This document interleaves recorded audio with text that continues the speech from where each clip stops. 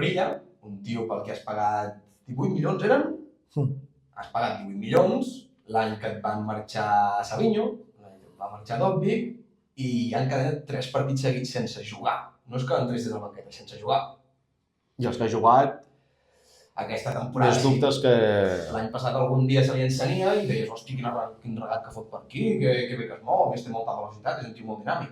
Però aquesta temporada se li han baixat els ploms.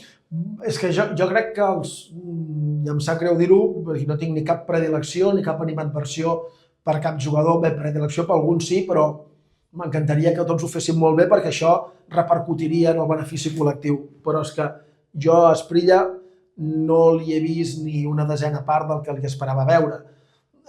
Per rendiment puntual i per continuïtat, sobretot. Però no li recordo cap partit que diguis brillant. Aquí veiem com una mena de germen del que pot ser. No, en cap cas. I sí que recordo molts dies tenir la sensació de veure'l al camp, de veure que el partit anava a una velocitat i que ell anava a una altra, totalment diferent. Que el partit va pel carril de l'esquerra i que ell està anant pel carril del mig. Ell fa el seu partit. Sí, i això no ho entenc. Estic convençut perquè tothom amb qui parles et diu que és un jugador que té molta qualitat, però aquí no l'està mostrant.